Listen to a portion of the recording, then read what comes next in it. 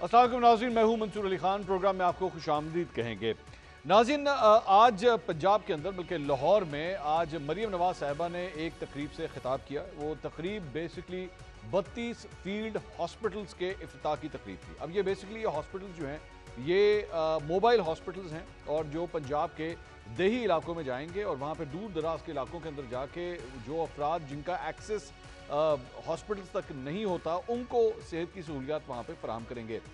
In hospitals के अंदर x ray machines भी लगी हुई हैं, लैब्स भी इनके अंदर। मैं खुद भी वहाँ पे गया, मैंने जाके खुद भी एक हॉस्पिटल का वहाँ पे विजिट किया और वहाँ पे डॉक्टर्स मौजूद होंगे, फ्री आपको फार्मेसी होगी, दवाइयाँ भी आपको मुफ्त मिलेंगी। तो उसका उन्होंने यहाँ पे इफ्तिताह किया।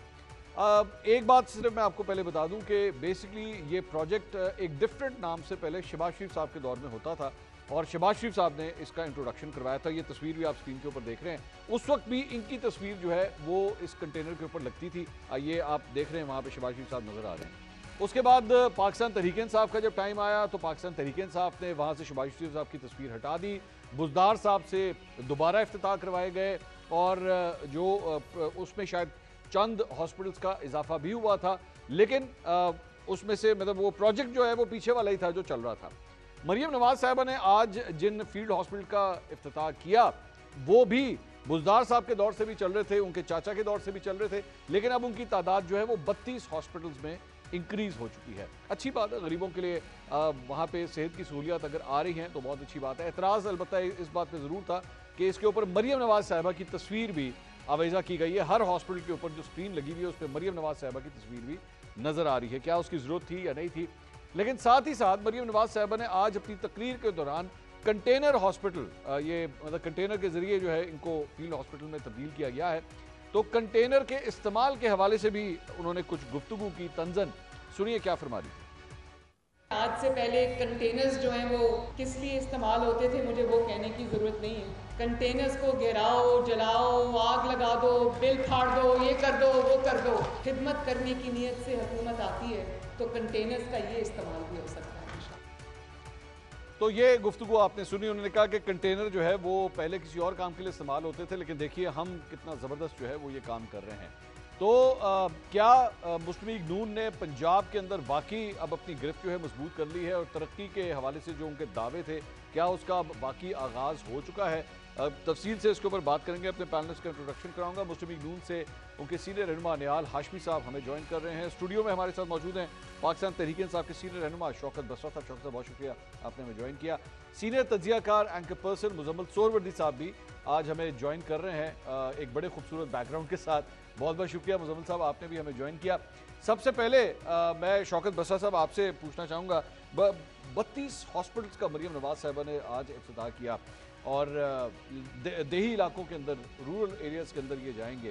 तारीफ तो करने की बात है ना कि इतना ज़बरदस्त प्रोजेक्ट जो है उन्होंने उसका इफ्तिताह किया। मंसूर भाई, ये कोई पहली हुकूमत है इनकी मुस्लिम लीग नून की? ये मेरे ख्याल में 5वीं या 6ठी हुकूमत है।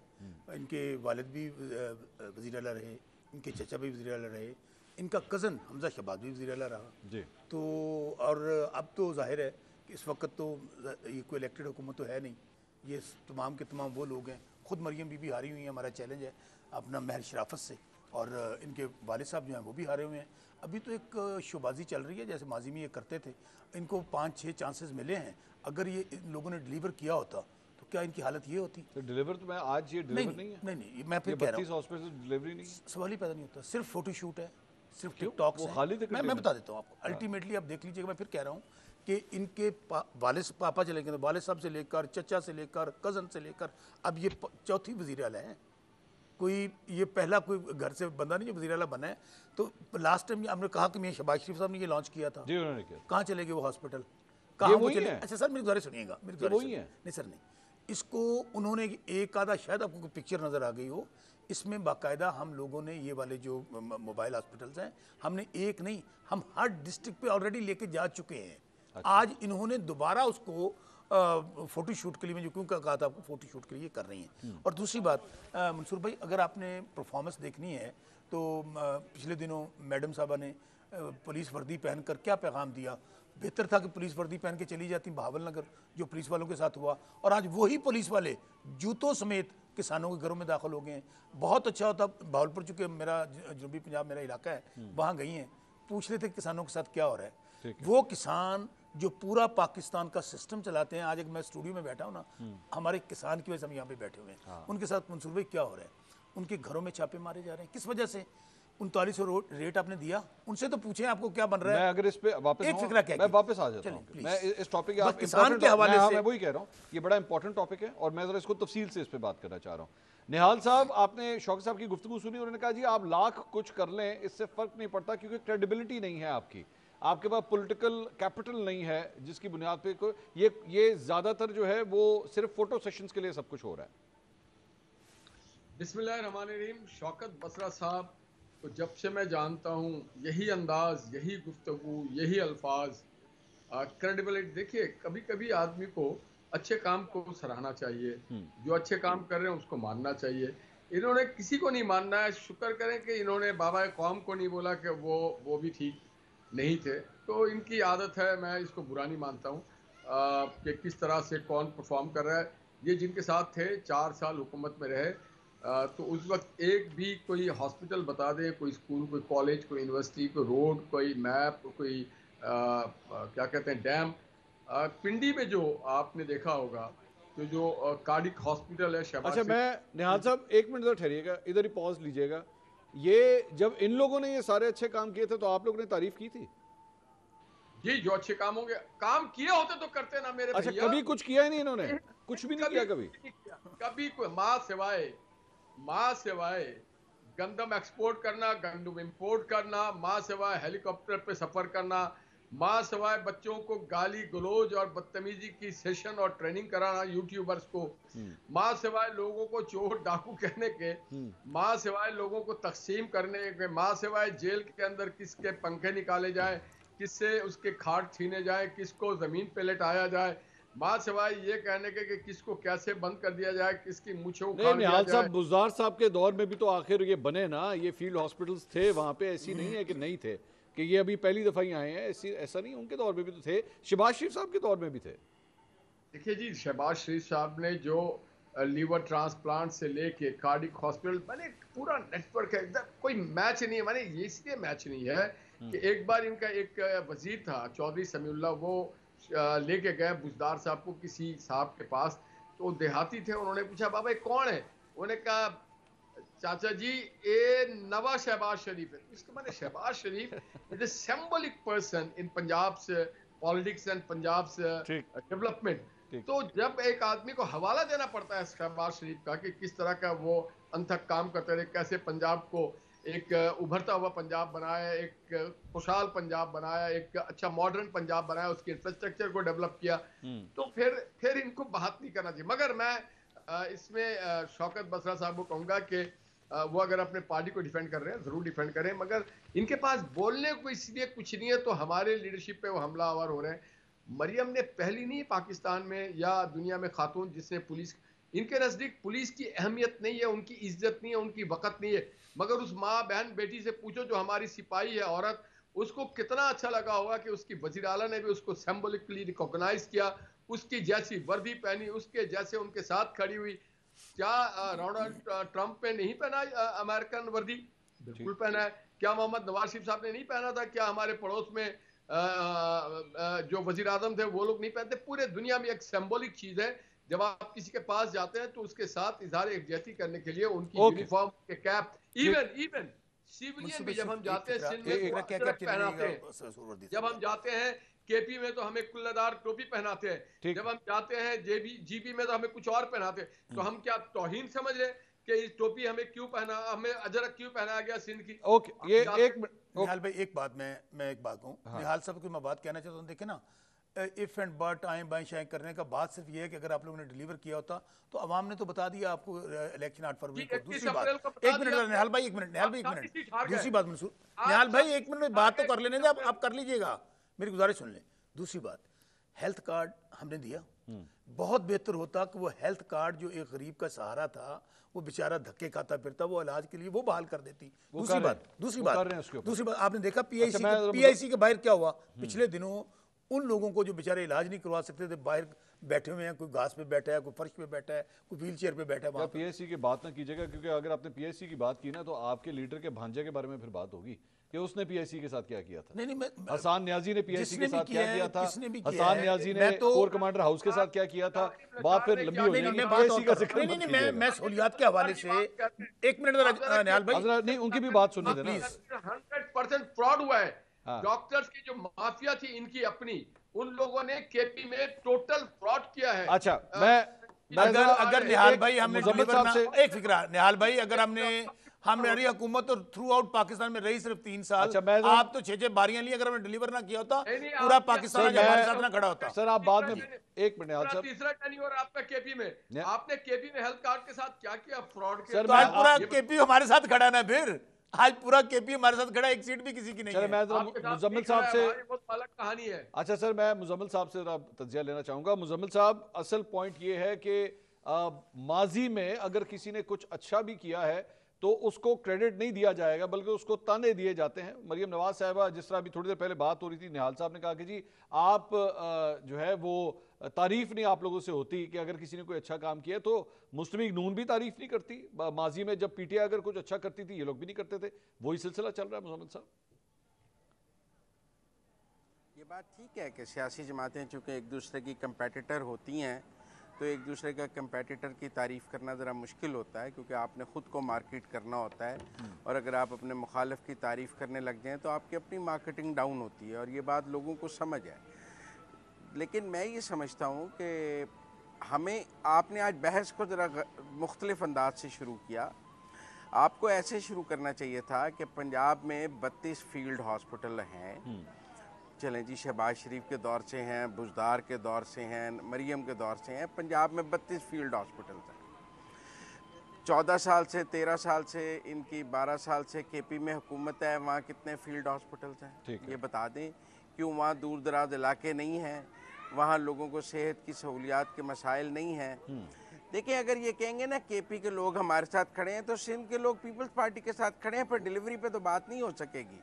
फिर बलूचिस्तान के लोग और जगह खड़े हैं, फिर कहीं और के लोग कहीं और जगह खड़े हैं, तो फिर इस तरह हमें एक कंपैरेटिव एनालिसिस जो है वो परफॉर्मेंस का ज़रूर करना चाहिए। और जब हम सियासी जमातों के दरमियान कारकर्दगी का मुआवजा करने लगेंगे तो फिर पॉलिटिकल डिबेट जो है वो पॉइंट स्कोरिंग से कारकर्दगी पर परफॉर्मेंस पे चली जाएगी। ज़रूर बात होनी चाहिए कि जी हाँ, केपी में ऐसी जगह हैं जहाँ पर अस्पताल नहीं है, जहाँ सड़क नहीं है, वहाँ ज़रूर फील्ड हॉस्पिटल्स की ज़रूरत है। वहाँ फील्ड हॉस्पिटल्स होने चाहिए, पहुँचने चाहिए। अगर आप वहाँ अस्पताल नहीं बना सकते, इनको बताना चाहिए कि 11-12 साल के मुसलसल इक़्तिदार में इन्होंने, तीसरी टर्म है इनके पास, इन्होंने कितने फील्ड हॉस्पिटल्स बनाए हैं और इन्होंने उसको कितने बनाए हैं। तो हम ज़रूर कहते हैं कि जी उन्होंने 40 बना लिए हैं, इन्होंने 32 बनाए हैं, उनके 21 हैं। तो एक हेल्दी कंपटीशन ज़रूर होना चाहिए हुकूमतों के दरमियान, और मुख्तलिफ सियासी जमातों को अपनी अपनी हुकूमतों की कारकर्दगी पर गुफ्तगू करनी चाहिए। ठीक। और हमें भी उनको मजबूर करना चाहिए कि वो हमारे साथ बयानिए की लड़ाई लड़ने की बजाय कारकर्दगी की लड़ाई लड़ें, ताकि कारकर्दगी पर बात हो सके। नहीं, लेकिन यहाँ पे तो मुजम्मिल साहब ये सूरत हाल भी है कि मैं कल रात को अली अमीन गंडापुर साहब ने एक इंटरव्यू दिया है, तो वो तो इस बात के ऊपर तैयार बैठे हैं कि जिस दिन उन्होंने कहा कि इमरान खान साहब ने जिस दिन कहा तो इस्लामाबाद पे हम तख्ता उलट देंगे आके, तो वहाँ पे तो इस किस्म का माइंडसेट इस वक्त चल रहा है, गुस्सा चल रहा है, अब दुख है वहाँ पे, तो वहाँ पे तो ये माइंडसेट है इस वक्त। कोई बात नहीं, किस दिन पंजाब वाले का वज़ीर आला कह देगा कि मैं जाके केपी का तख्ता उल्ट दूंगा, उधर से बलूचिस्तान वाला कह देगा मैं सिंध का तख्ता उल्ट दूंगा, फिर इस मुल्क में कोई आइन कानून तो नहीं रह जाएगा। एक हुकूमत दूसरी हुकूमत पर से अपने ताकत लेके चढ़ पड़ेगी।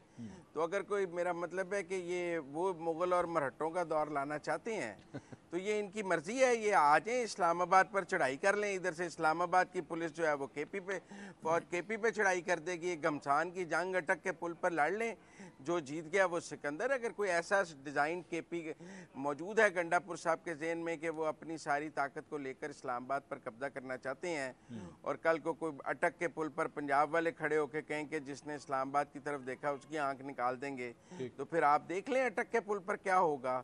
और मुझे नहीं लगता कि ये पाकिस्तान को किस तरफ लेके जाना चाहते हैं। मैं ज़्यादा तनकीद करूँगा तो अभी बसरा साहब मुझे कहेंगे कि आप फलां पार्टी के एजेंट हैं, फलां पार्टी के एजेंट हैं। मैं नहीं उनसे सुनना चाहता ऐसे अल्फाज। मैं नहीं कहूंगा, खुल के बात करें। तो इसलिए मैं समझता हूँ कि तहरीक इंसाफ को अपने अंदर ये देखना चाहिए ठीक कि उनको इस किस्म की सियासत ने आज कहाँ लाके खड़ा कर दिया है। ठीक, अगर इस सियासत ने उनको कुछ दिया है तो वो जारी रखें अगर वो समझते हैं। और अगर उनका ख्याल है कि इसके नतीजे में उनको सियासी तौर पर नुकसान हुआ है तो 9 मई की बरसी आ रही है, वो अपनी सियासत को या 9 मई की एक और 9 मई कर लें या 9 मई की माफ़ी मांग लें। 2 ही काम कर सकते हैं वो।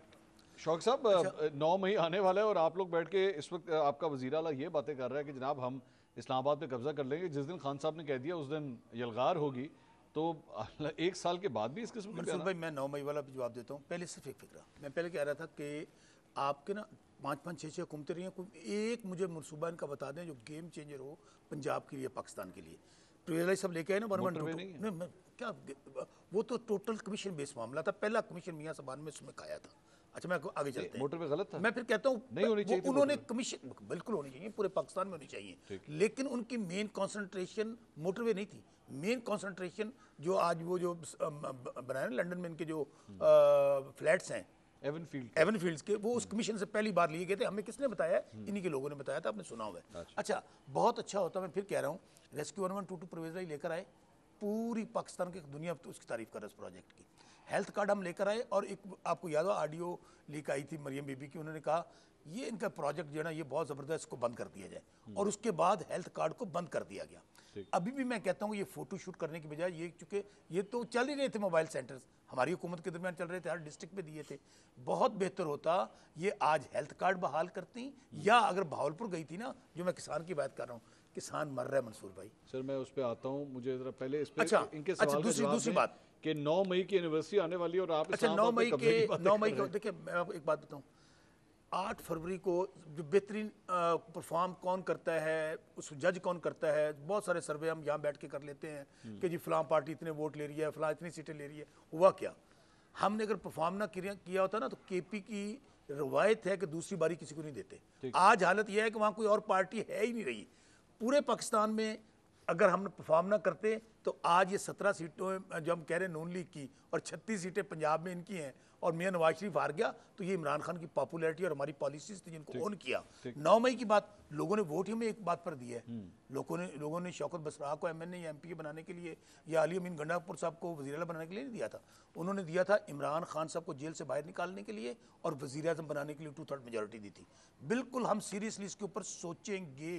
किस चीज़ पे? मैं बताता हूँ, 3-4 महीने में अगर हमारा मैंडेट वापस ना हुआ, हमारे लोग जेलों से रिहा ना हुए, खान साहब और लीडरशिप रिहा ना हुई, हो सकता है हम इस सिस्टम का हिस्सा ना रहें दोबारा। क्या मतलब? इस सिस्टम का हिस्सा ना रहे हम लोग। What do you mean by system? इस सिस्टम का मुराद ये जो जालसाजी के साथ एक निज़ाम बनाया गया है। नहीं, इसको एक्सप्लेन करें सिस्टम का हिस्सा। सिस्टम मैं बताता, सिस्टम ये जो असेंबलियाँ जाली बनाई गई हैं, जो कि ये सारे हारे हुए हैं, अल्लाह नबी के नामों के नीचे खड़े होकर उन्होंने हलफ उठाए हैं। हमारा मानना ये है, ये मैं बार बार कहता हूँ, अगर मियाँ नवाज शरीफ आ रहा है, मरियम बीबी आ रही है, तो कोई भी नहीं जीता हुआ। सिस्टम इन्होंने समझाया मुझे, इसका क्या मतलब है सिस्टम का हिस्सा? सिस्टम मैं बता, सिस्टम ये है कि ये जो असेंबलियाँ चल रही हैं, मैं इनको सिस्टम कह रहा हूँ, ये एक सिर्फ दुनिया को दिखाने के लिए। क्या रिजाइन कर देंगे? मैं बताता हूँ, दुनिया को दिखाने के लिए कि जी यहाँ असेंबलियाँ हैं, यहाँ वज़ीर आज़म है, ये सब का सब फ्रॉड है। अवाम इस एक तरफ खड़ी है, 90% लोग इमरान खान के साथ खड़े हैं। हाँ, जाहिर है उसके लिए हम तरीकाकार बनाएंगे, लेकिन ये नहीं होगा कि अगर आप हमारा मैंडेट वापस ना करें, खान साहब और हमारे लीडर जेल से बाहर करेंगे, उसके लिए जाहिर है एक ऑप्शन ये जो आप कह रहे हैं, इस्तीफे। दूसरा ऑप्शन क्या है मैं बता, दूसरा ऑप्शन वही है जब आपको कहीं से रिलीफ नहीं मिलता, जिस तरह आजकल हमारे साथ अदालतों में हो रहा है। कल आपने देख लिया, जजेस इंसाफ मांग रहे हैं, उन बेचारों को नहीं मिल रहा, और जो जजेस के साथ हो रहा है वो तो कहीं दुनिया की तारीख में नहीं हुआ। हम जाहिर है सबसे पहला स्टेप तो हमारा है, हम जलसा जुलूस करेंगे, जो हम शुरू कर रहे हैं, हम लोग धरना भी देंगे, हम तमाम ऑप्शंस करेंगे, और एंड पे जाके जाहिर है ये जो जाली निज़ाम असम्बलियाँ हैं हो सकता है हमें किसी स्टेज पे ये भी फैसला लेना पड़े कि हमें असेंबली को ऐसा नहीं रहना चाहिए, लेकिन उसके लिए मैं फिर कह रहा हूँ स्टेप बाय स्टेप हम जाएंगे। इस्लामाबाद पे कब्जा करने की बात कहाँ से आ गई? कोई कब्जा नहीं, वो मैं बताता हूँ। देखिए होता पता है क्या है, सियासी आदमी है, उनकी बात तो यही निकली, कब्जा कौन करने देता है या होता है। जाहिर है बार बार कह रहे हैं कि आज इमरान खान साहब कह देंगे ना, अली गंडापुर साहब से जाती तौर पर हमारी इसके ऊपर बात हुई, वो कह रहे हैं मैं आज हुकूमत छोड़ दूंगा। बात ये है, हाँ हाँ, वो ये बात नहीं है, ये बात नहीं है। और बाकी 9 मई वाले बात कहनी है, 9 मई आ रहा है ना, आप तीनों चारों भाई बैठे हुए हैं, एक हमारी तो मदद करें, ये मेरी मदद करवा दें। हम बार बार कहते हैं कि वो फॉल्स फ्लैग ऑपरेशन था, तरीके इंसाफ को निशाना बनाया गया, पार्टी तोड़ी गई, हर तरह का जुल्म जबर हुआ और उसकी तारीख है। हम कहते हैं कि जुडिशल कमीशन बना दें, काजी फायसा साहब 2 जुडिशल कमीशन बना दें, एक 9 मई के हवाले से और एक धांधली के हवाले से। वैसे अगर ये नहीं बना रहे, हम बनाने जा रहे हैं। खैबर पख्तूनख्वा में हम 2 जुडिशल कमीशन बनाने जा रहे हैं, एक 9 मई के हवाले से और दूसरा हम बनाने जा रहे हैं धांधली के हवाले से। मैं जरा निहाल साहब, ये सबसे पहले तो सर इसके ऊपर जवाब दीजिएगा। ये फरमा रहे हैं कि 2-3 महीने हम देखेंगे, अगर ना हुआ तो फिर हम सिस्टम का हिस्सा नहीं रहेंगे। तो उसके अंदर मुझे जहां तक बात की समझ आई है, और वो ये तस्दीक कर रहे हैं कि उसमें एक ऑप्शन जो है वो इस्तीफे का भी है, वो लास्ट ऑप्शन है, लास्ट ऑप्शन। तो ये तो जलसा, जुलूस, लॉन्ग मार्च, धरना सब कुछ वो ठीक है। तो निहाल साहब, ये तो काफी ज्यादा प्रॉब्लमैटिक नहीं हो जाएगा पूरे सिस्टम के लिए? खत्म नहीं होगा। देखें, इसको कहते हैं गीदड़ भक्की, और दुनिया में लोग हंस रहे होंगे शौकत भाई की बात को सुन करके, और पाकिस्तानियों ने वोट किसी को जेल में भेजने और रिहा करने के लिए नहीं दिया है। लोगों ने वोट दिया है कि पाकिस्तान की मईशत को बेहतर किया जाए, इंफ्रास्ट्रक्चर को बेहतर किया जाए, इस मुल्क में जो लॉ एंड ऑर्डर सिचुएशन है उसको बेहतर। हाल भाई वो हमें दिया था, आपको नहीं दिया था, वो हमें दिया था, आप लोगों ने कब्जा कर लिया। ये आपको अगर दिया होता तो फिर आप इख्तियार में बैठे होते। आपको तो जुडिशल कमीशन बना दे, मैंने मंसूर भाई को कहा है, आपकी हुकूमत है, जुडिशल कमीशन बना दे। ये इसी तनख्वाह पे काम करेंगे, और अगर इनको बहुत शौक है इस्तीफा देने का और सिस्टम से बाहर आने का, तो फिर ये केपी हुकूमत को अभी से छोड़ दें। ये छोड़ दें तो हमें पता लग जाएगा कि हाँ जी अपने जबान के पक्के हैं, सच्चे हैं। ये केपी हुकूमत छोड़ दे तो केपी के लोग। अच्छा, वैसे निहाल साहब, आप लोग इसी तरह पहले भी इनको ढेर किया करते थे। राना सनाउल्लाह साहब उस वक्त, मुझे अच्छी तरह उनके बयानात याद हैं कि छोड़ दें, छोड़ते क्यों नहीं, छोड़ दें, उन्होंने भी छोड़ दी।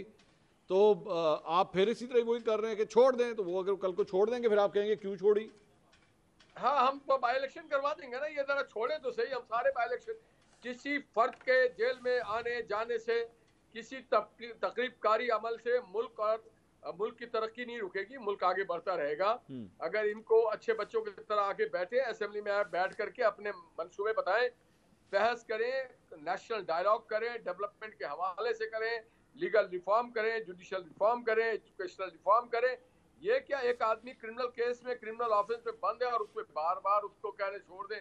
भाई यहाँ पे आपको, जो लोगों ने 25 करोड़ लोगों का मुल्क है, अगर आपको छोड़ना है। अच्छा, फिर एक तरफ कहते हैं कि हम इस्टेब्लिशमेंट के डसे हुए, दूसरी तरफ कहते हैं इस्टेब्लिशमेंट की हम जाकर के हम तो बूट पॉलिश करने को तैयार हैं, हम बात करेंगे। एक तरफ कहते हैं हम जमहूरी हैं, दूसरी तरफ कहते हैं कि हम गैर जमहूरी फोर्सेस से बात करेंगे।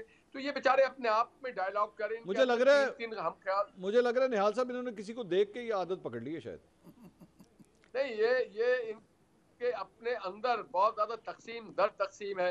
ये सीरियस किसी भी चीज में नहीं है। इनकी दाल रोटी ठीक चल रही है। जो पार्लियामेंट में चले गए वो पार्लियामेंट के मजे ले रहे हैं, टेलीविजन पे आके बातें कर रहे हैं। जो केपी की हुकूमत में वहाँ पे वो मजे ले रहे हैं, तो इनको इससे कोई फर्क नहीं पड़ता भाई। अगर आप कोई एक मिनट, मुजम्मिल साहब की बारी है। मुजम्मिल साहब, ये जो बात पाकिस्तान तहरीक साहब, ये शौकत बसरा साहब ने जो बात कही है ना, ये एक्चुअली वो हामिद जो सुन्नी इत्तेहाद काउंसिल के चेयरमैन है साहिबजादा हामिद रजा साहब, उन्होंने ये बात कही थी कि मैं पाकिस्तान तहरीक इंसाफ को तजवीज़ कर रहा हूँ कि जनाब अगर कुछ नहीं बनता तो फिर इस्तीफे दे दें। फिर तो ये इस्तीफों की बातें फिर आना शुरू हो गई हैं, इसको सीरियसली लिया जाना चाहिए या नहीं? नहीं, क्योंकि पहले इन्होंने इस्तीफे दिए थे, फिर हाई कोर्टों में जाकर वजाहतें दे रहे थे कि हमने तो जाली दिए थे। मुझे याद है एक इनके रुकन कौमी असम्बली ने, अभी बसरा साहब ने कहा कि ऊपर आयतें लिखी हुई हैं, उन्होंने कौमी असम्बली में तकरीर करते हुए कहा कि हम आज इस्तीफ़ा दे के जा रहे हैं। वही हाई कोर्ट में जाके कह रहे थे कि मैंने नहीं दिया। तो हम लोग एक क्लिप चला रहे थे कि भाई आपने तो खड़े होकर कहा था कि मैंने इस्तीफ़ा दे दिया है और अब आप हाई कोर्ट में कह रहे हैं मैंने नहीं दिया। तो इस्तीफ़ा दे दें, कोई ऐसी बात नहीं है। देखें, ये जो काम है ना, धरना देना, जुलूस निकालना, हुकूमत को गिराना, इसके लिए ख़ास किस्म की सहूलतकारी पाकिस्तान में चाहिए होती है ताकि आप कंटेनर लगाएं तो कोई खाली कुर्सियां ना दिखाए और सिर्फ कंटेनर दिखाए, और वह कंटेनर 129 दिन तक खड़ा भी रहे तो कोई उसको हटा ना सके। वरना तो कोई अटक का पुल नहीं पार करने देता, सबके सामने है। तो जो ये सब कुछ कहना चाह रहे हैं वो एक ख़ास सहूलतकारी के बगैर पाकिस्तान में मुमकिन नहीं है। वो सहूलतकारी इन्हें एक वक्त में हासिल थी और एक वक्त में हासिल नहीं थी। हमने दोनों तरफ का फ़र्क देख लिया था, जब हासिल थी तो तब क्या हुआ और जब हासिल नहीं थी तो तब क्या हुआ। अब जहाँ तक इन्होंने जुडिशल कमीशन की बात की है, देखें 2013 के इलेक्शंस के बाद एक जुडिशल कमीशन धांधली पर बना था और उसकी रिपोर्ट भी आई थी और वो एक मुआहदा भी था हुकूमत और अपोजिशन के दरमियान TORs पे। जुडिशल कमीशन के TORs तय हुए थे जहांगीर तरीन और इसहाक डार साहब के दरमियान, अगर आपको याद हो। उसमें ये तय हुआ था कि अगर धांधली ना साबित हुई तो माफ़ी मांगेंगे, फिर इन्होंने नहीं मांगी थी। 2018 में फिर इनको कमीशन बनाने का कहा गया था तो ये भाग गए थे, इन्होंने कमीशन नहीं बनाया था। हालांकि मैं समझता हूँ कि 2013 के इंतखाबात पर धांधली का कमीशन बन गया था तो 2018 में भी बन जाना चाहिए था। RTS बैठा था, सारे सवाल थे, लेकिन वज़ीर आज़म धांधली पर 129 दिन धरना दे सकता है, उसको तो अखलाकी तौर पे इतना बुलंद होना चाहिए था कि वो हलफ ना उठाता जब तक कमीशन ये तय ना कर देता कि धांधली हुई है या नहीं हुई है। वो कहता पहले ये तय होगा फिर मैं हलफ उठाऊंगा। लेकिन बहरहाल ये अगर धांधली का पेशावर में कमीशन बनाना चाहते हैं तो मौलाना फजलुर रहमान के साथ TORs तय कर लें। अच्छा, क्योंकि स्टेक होल्डर वो हैं, ANP के साथ TORs तय कर लें। मौलाना फजलुर रहमान साहब, मौलाना फजलुर रहमान साहब को तो अली मीन गड्ढापुर साहब ने कहा कि पहले आप कलमा पढ़ें, और जो माजी की सारी चीजों को पहले माफी मांगे, उसके बाद बात होगी आगे। पता नहीं कौन कलमा पढ़ेगा, किसका कलमा जायज़ है, किसका कलमा नहीं जायज़ है। अगर हमने ये बहस शुरू कर दी, देखिए गंडापुर साहब should behave like a CM और वो एक आला मनसब पर पाकिस्तान के एक सूबे की हुक्मरानी कर रहे हैं। और उनका लहजा और ज़ुबान जो है वो उस मनसब के मुताबिक होना चाहिए। उन्हें समझना चाहिए कि जब एक सूबे का वज़ीर आला कहता है मैं चढ़ाई कर दूंगा, उसका एक और मतलब है, जब एक शौकत बसरा कहे तो उसकी और बात है। ये जो मनसब का तकाजा है उन्हें उसका ख्याल मलहूज़ खातर रखना चाहिए। वो कमांड कर रहे हैं KP की, वफाक की इकाई है KP, उनको देखें। वहाँ पे पिछले दिनों जज का अगवा हुआ है, पता लगा है KP की हुकूमत ने 5 करोड़ रुपया तावान दे दिया है। तो ये सब बातें भी उनके देखने की हैं, इस्लामाबाद पर चढ़ाई से ज़्यादा ज़रूरी। तो इसलिए हम इस बात का उनसे दरख्वास्त करते हैं कि वो अपने मनसब का ख्याल रख कर गुफ्तगू करें।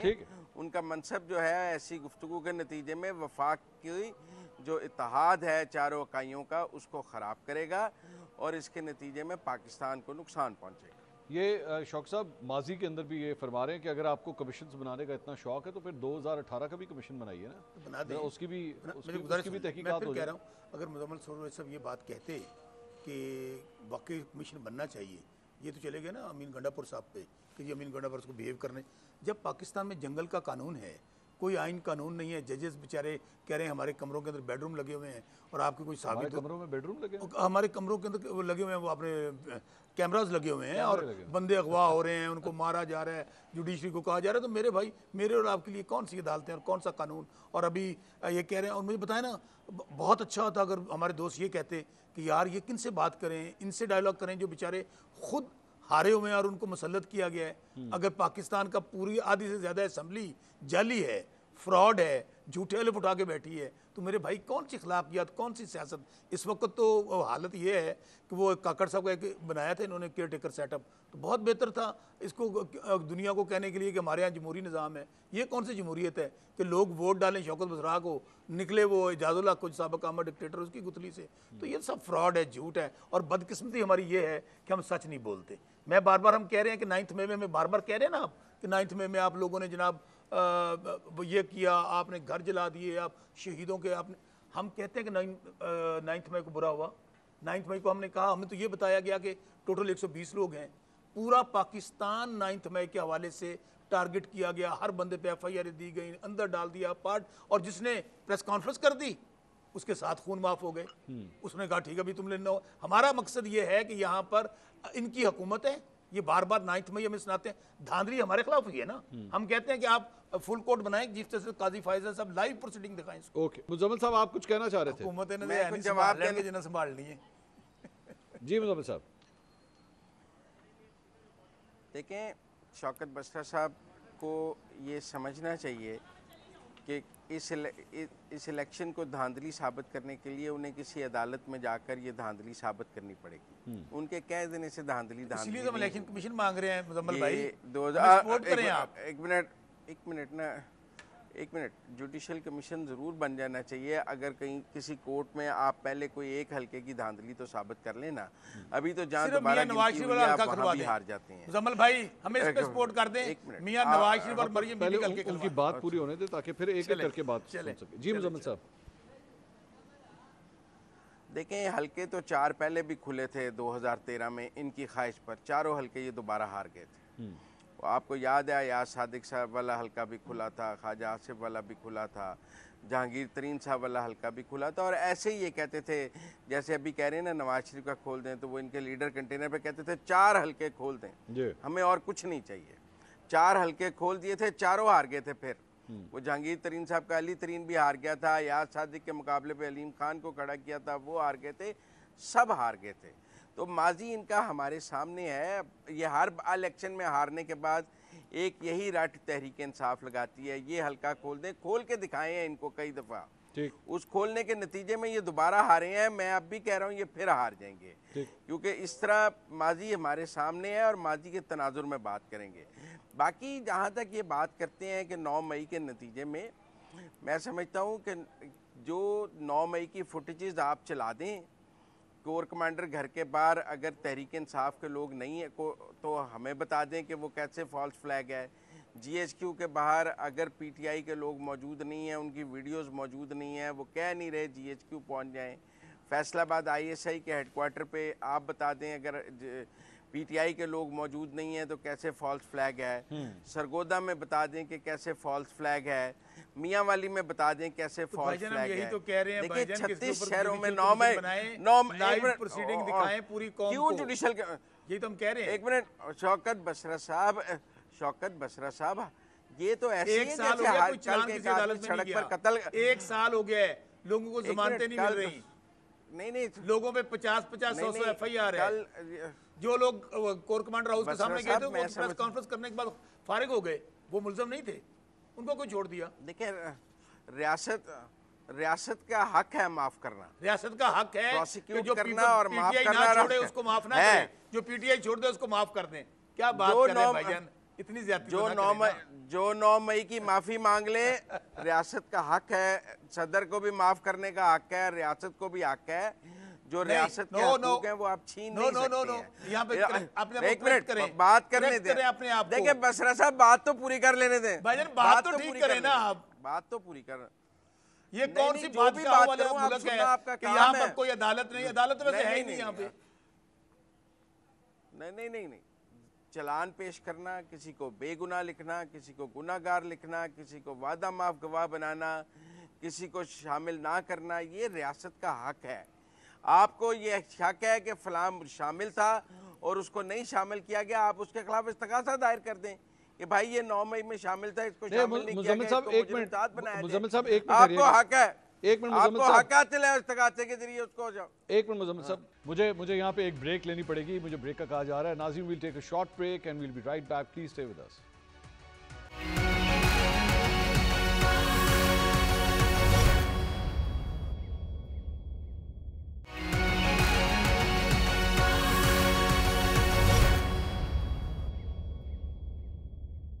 नाज़रीन, welcome back after the break. Programme में आज निहाल हाशमी साहब, शौकत बसरा साहब और मुजम्मिल सोहरवर्दी साहब हमारे साथ मौजूद हैं। मैं शौकत साहब, आसान सवाल, उसका हाँ या ना में जवाब दे दीजिएगा।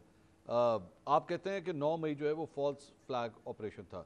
9 मई के अंदर फुटेज के अंदर नजर आने वाले लोग, गौर से मेरा सवाल सुनिएगा, फुटेज में नजर आने वाले लोग जो जो नजर आए उनको सजा दे दी जाए। क्या करेगा? ये तो 50 दफा खान साहब कह चुके हैं। मैं वही कह रहा हूँ ना, आप मेरा सवाल का हाँ या ना में जवाब दें। जो फुटेज में नजर आए, जो भी फुटेज में नजर आ रहा है, जो कोर कमांडर हाउस के अंदर घुसा हो, मैं कहता हूँ करें कार्रवाई। नहीं कार्रवाई नहीं, सजा दें, सजा दें। और वो गुनहगार हैं, कोई भी है गुनहगार है, बस बात खत्म। मेरे ख्याल में फिर इसमें रहेगी। अच्छा, लेकिन फिर मैं फिर अपने मौके पे आता हूँ। हम क्या चाह रहे हैं? हम तो इतनी क्लैरिटी के साथ एक बात मांग रहे हैं, जैसे हम मैं पे टेलीविजन आपके साथ बैठा हूं ना, हम कहते हैं जुडिशियल कमीशन काजी फैसल साहब के बना दें फुल कोर्ट, और उसके अंदर फुटेज चलाएं, कोर कमांडर हाउस का भी चलाएं, बाकी जगहों को भी चलाएं, और दिखाएं कौन कौन है। हालत ये है, आज 1 साल गुजर गया है, अभी तक चलान सेंटर। तो ये निहाल हाशमी साहब से पूछते हैं, हुकूमत इनकी है। निहाल साहब, आप लोग इनकी ये बात माने तो बड़ी माकूल मेरे ख्याल में एक डिमांड है कि बनाए जुडिशियल कमीशन, और वो कह रहे हैं काजी फाइजा साहब की सरबराही में बनाए। जबकि इनका आज मैं देख रहा था पाकिस्तान तहरीक इंसाफ के ऑफिशियल अकाउंट से काजी फाइजा के खिलाफ ट्वीट हुई भी है, लेकिन फिर भी वो कह रहे हैं कि जी इन्हीं के अंडर बना दें। तो बना दें निहाल साहब, इससे इनका ब्लफ कॉल आउट हो जाएगा अगर ये ब्लफ कर रहे हैं तो। देखिए, इनके पास एक ही शौक है, तमाशा लगाना, तमाशा देखना, या फिर उसी तनख्वाह पे हमें आप नौकरी पे ले ले, हमें वजीर आजम बना दे 2018 की टर्म्स एंड कंडीशन पे। इनको कोई बताए 2018 में जो धांधली हुई थी, अब वो धांधली इस मुल्क में नहीं होगी। एक तरफ कहते हैं जाली असेंबली, दूसरे तरफ उसी जाली असेंबली में ये इनके लोग बैठे हुए हैं, तो वो लोग जाली नहीं है। माने जो ये जीते हैं वो जायज है, जो कोई और जीते वो नाजायज है। इनकी हुकूमत हो तो पाक है और जायज है, किसी और की हुकूमत हो। भाईजान, जुडिशियल कमीशन की बात हुई है, ये एक नफसियाती दौर से गुजर रहे हैं। अभी इन्होंने कबूल कर लिया कि उन सबको सदाएं भी दे दे, तो ये किसकी नुमाइंदगी कर रहे हैं? एक तरफ कह रहे हैं जुडिशियल कम, भाईजान कोई तमाशा लगा हुआ है इस मुल्क में, पुतली तमाशा है।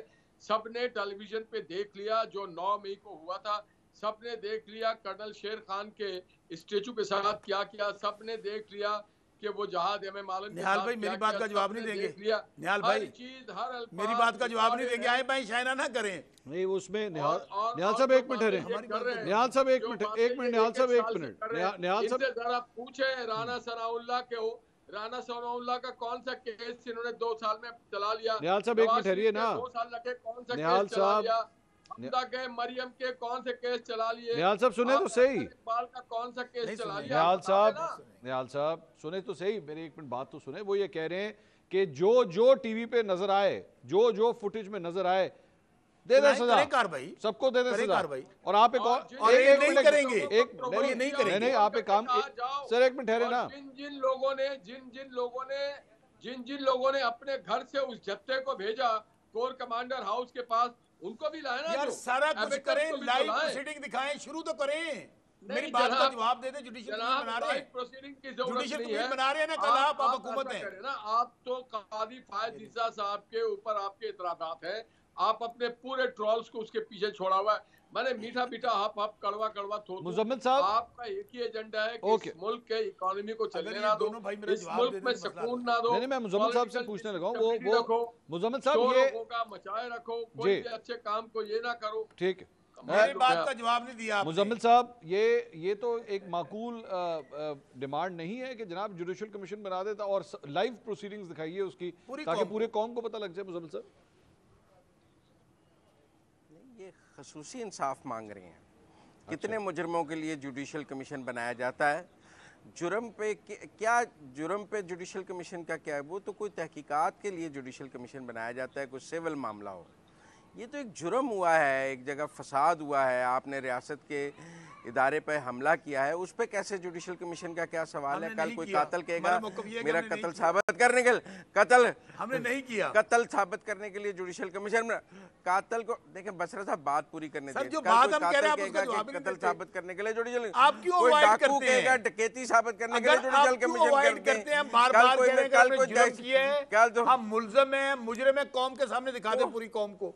हम तो डिमांड कर रहे हैं लाइन सीसीटीवी किधर है? वो जो गायब हुआ किधर है? सारे क्रिमिनल ऑफेंस में जो लोग जेल में बंद हैं उन सबको ये फैसिलिटी मिलेगी। अदालत फिर बंद कर दे और अदालत को मिलेगी, कमीशन और प्रोसीडिंग दिखाते रहे। फिर FIR का भी कॉन्सेप्ट खत्म करें, चालान भी खत्म करें, नहीं, एक मिनट मंसूर साहब, हाई कोर्ट भी खत्म करें, आप डायरेक्ट सुप्रीम कोर्ट में जाएं। सर मैं नहीं हूँ सर, निहाल हाशमी साहब बोल रहे हैं। मुजम्मिल साहब, निहाल साहब बोल रहे हैं, आप बोलिए मंसूर साहब। जी जी मंसूर साहब, फिर पाकिस्तान में हर जुर्म के लिए आपको पहले जुडिशियल कमीशन बनाना है, फिर लाइव प्रोसीडिंग कितने 9 मई हुए हैं पाकिस्तान में, फिर सजा कितने 9 मई हुए हैं पाकिस्तान में, एक ही हुआ ना। हम तो एक की डिमांड कर रहे हैं भाईजान। ख्याल नहीं आया ना इस तरह के लोग। हम तो भाई एक मिनट, अगर इस बात पे आज शौकत साहब, मुजम्मिल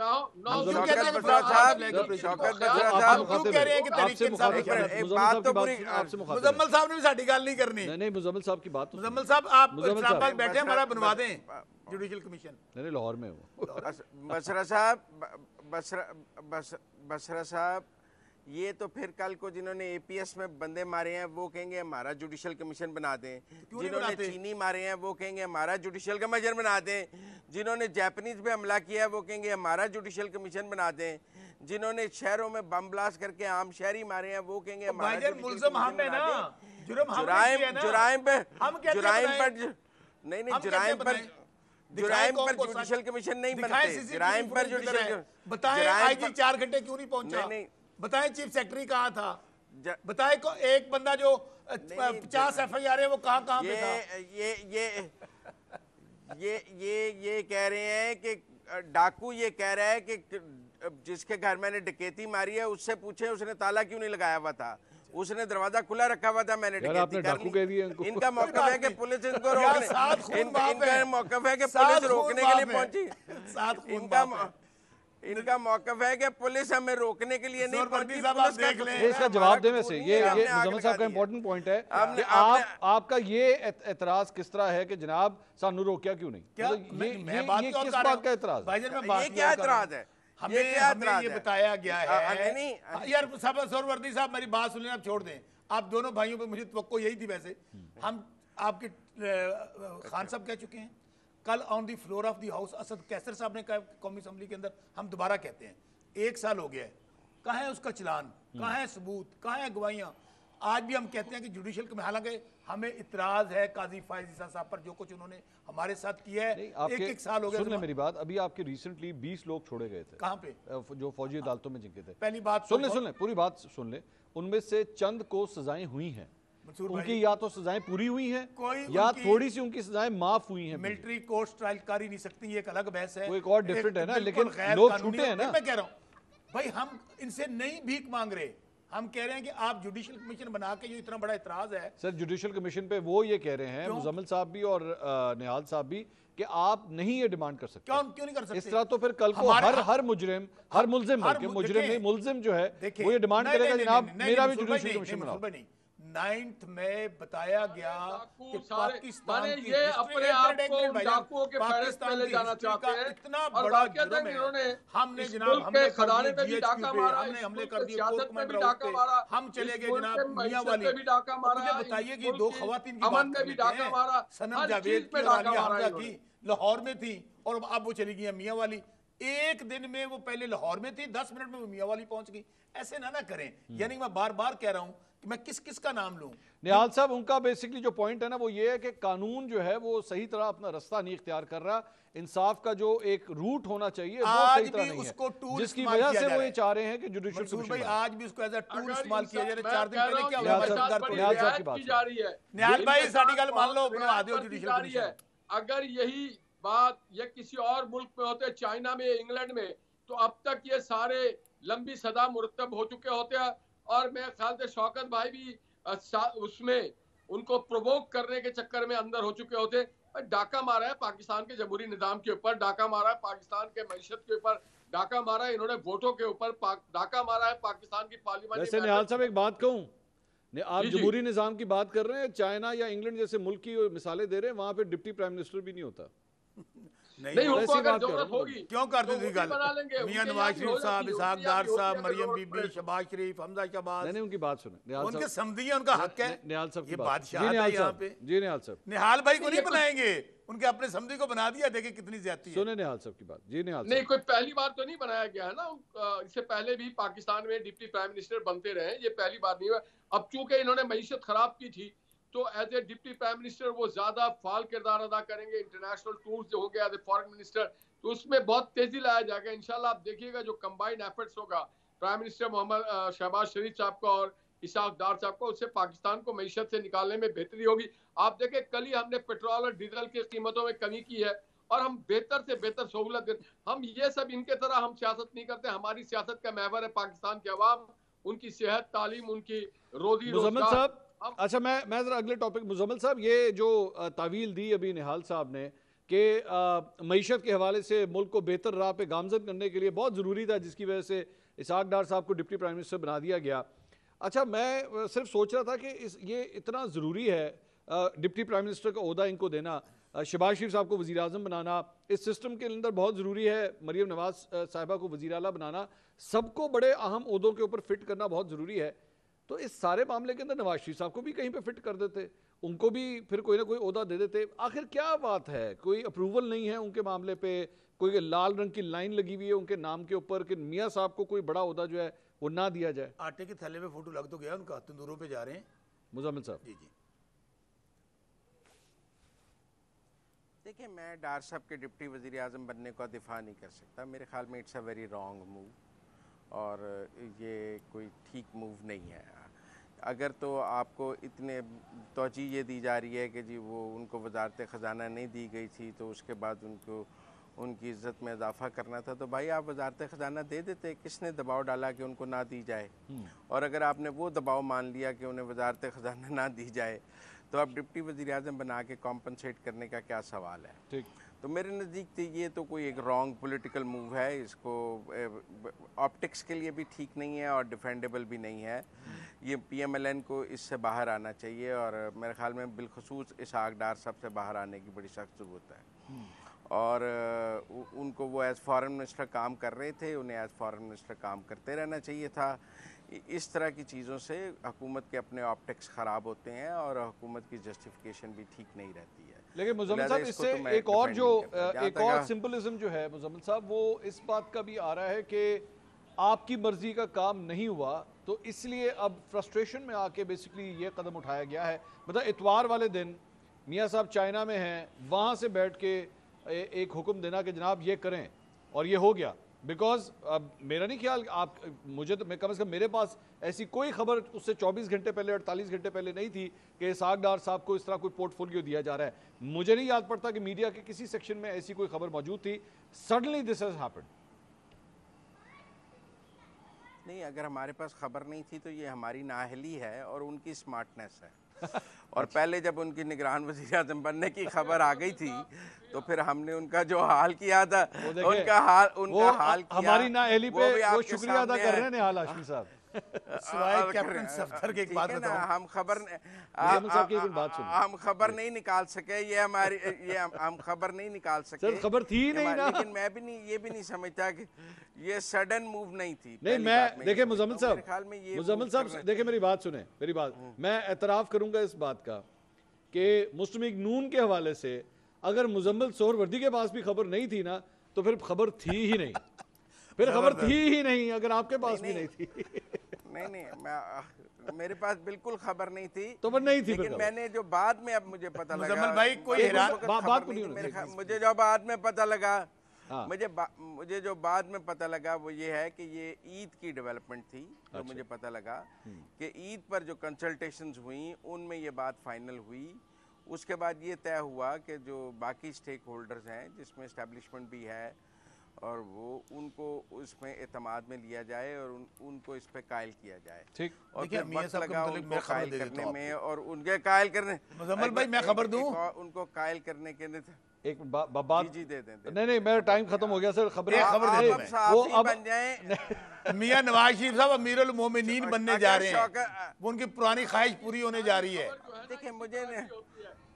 देखिए मेरी बात सुने, देखिए बशर साहब यूट्यूबर बन जाना चाहिए जिनको। मैं सही कह रहा हूँ आपको, वो कह रहे हैं मैं अमीरुल मोमिनीन से कम नहीं बनूंगा। चलिए बहुत शुक्रिया शौकत बसर साहब, निहाल हाशमी साहब, मुजम्मिल सोहरवर्दी साहब, बहुत बहुत शुक्रिया आप सबका।